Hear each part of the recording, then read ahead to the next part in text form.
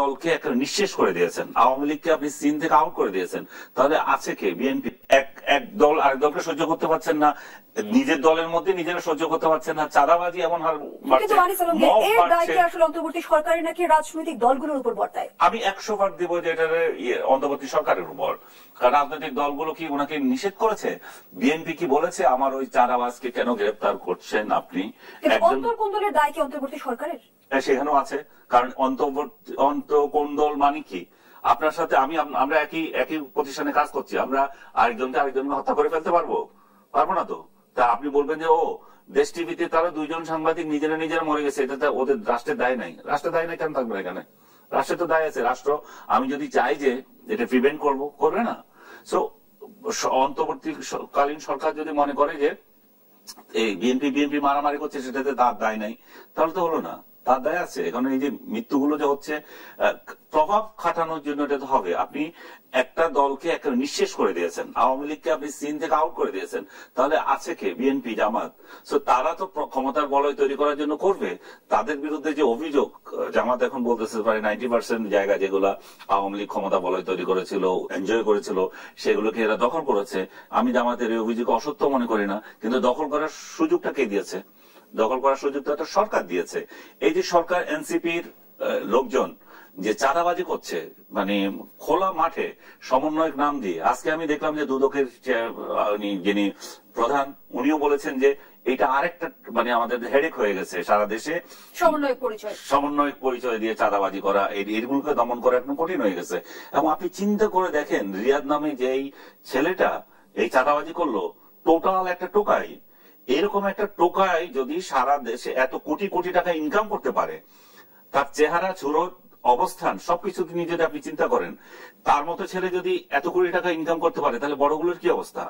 এক একটা কত হাজার কোটি টাকার মালিক হয়েছে, সেটা তো ঠিক নাই।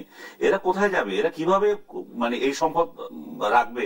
সেটাই তো একটা বড় চিন্তার বিষয়। এবং তাদেরকে দেখে যে তরুণরা রক্ত দিল, যে তরুণরা তাদের শ্রম দিয়ে জুলাই আন্দোলন করলো, তারা তো নিজেরা এখন ফিল করছে আমি প্রতারিত। এবং আমরা কি এটাই চেয়েছিলাম? এই টোকাইদেরকে আমরা ক্ষমতায় বসানো, এই টোকাইদেরকে কোটি কোটি টাকা ইনকাম করার জন্য আমরা রক্ত দিয়েছি। এই ছেলেগুলো তো প্রতারিত বোধ করবে। এবং এরা এই টোকাইদের দায়িত্ব ওরা নিবে কেন? এবং তারা যে জুলাই আন্দোলন করেছিল সেটা কি ভুল ছিল? আমি তো মনে করি না ভুল ছিল। জুলাই আন্দোলনের দরকার ছিল, কিন্তু এই টোকাইরা প্রমাণ করে দিচ্ছে যে না, জুলাই আন্দোলন একটা ভুল ছিল। চোখে আঙুল দিয়ে দেখিয়ে দেয় কিনা যে ক্ষমতার বলে কত সহজে আসলে অপকর্ম করা যায়। 100 বার এটা হচ্ছে বিষয়। এবং এদেরকে আপনি যদি না ধরতে পারেন, আপনি যদি টাচ করার শক্তি পাচ্ছেন না, আপনি তাকে যদি কিছু বলতে যান, প্রশাসন কিছু বলতে যায়, তখন মব গুলো আসছে এদেরকে। কারণ একটার পর একটা মব যখন তৈরি হয়েছে, 200 লোক আমার হাতে আছে, আমি অমুককে ফোন করছি, তোমাকে ধরিয়ে দেবো, জুতার মালা খাবে না টাকা দেবে। যে ছেলেটা রিয়াদ যেটা করতো, 5 কোটি টাকা, আজকে দেখলাম 5 কোটি টাকা চেক নিয়েছে আরেকজন থেকে। সো এই যে সংস্কৃতিগুলো পুলিশকে জানতো না, পুলিশ অবশ্যই জানে। পুলিশ কেন এটা ব্যবস্থা নিতে পারছে না? কারণ পুলিশের উপর মবগিরি করছে। পুলিশ থানায় গিয়ে চেয়ারে পা তুলে পুলিশকে ধমক দিচ্ছে। এবং আপনি পটিয়া তো ইনস্টেন্স আছে, আমি তো বোধহয় আপনার এখানে এসে আরেকদিন বলে গেছিলাম যে পটিয়ার ঘটনা দিয়ে তো প্রমাণিত হয়েছে যে একজন লোককে, ছাত্রলীগ করা একটা ছেলেকে কেন গ্রেপ্তার করছে না? সেজন্য থানা আক্রমণ করেছে। থানা আক্রমণ করে ওসিকে নির্যাতন করছে। সেই ওসিকে পুরস্কার তো দেয় নাই, তাকে তিরস্কার হিসাবে তাকে তুলে এনেছে। আপনি যদি পুলিশকে এই উপহার দিয়ে থাকেন, ডক্টর ইউনূস, আপনার প্রশাসন যদি এই উপহার পুলিশকে দিয়ে থাকে, তো পুলিশ কিভাবে কাজ করবে? রিয়াদের মতো টোকাইরা তো অনবরত এই যে ইয়ে করে যাবে। আরো একটি অ্যালার্মিং বিষয় যেটা আপনি বলছিলেন যে মবকে ব্যবহার করেও চাঁদাবাজি করা হচ্ছে। কেন আসলে আমরা চারপাশে মবক্রেসি দেখছি? মবকে উৎসাহিত করা দিল, সেই আলোচনায় ফিরতে চাই বিরতির পর। দর্শক, দেশের প্রতি রিপোর্ট, একটা বিরতি দিচ্ছি, সাথেই থাকুন।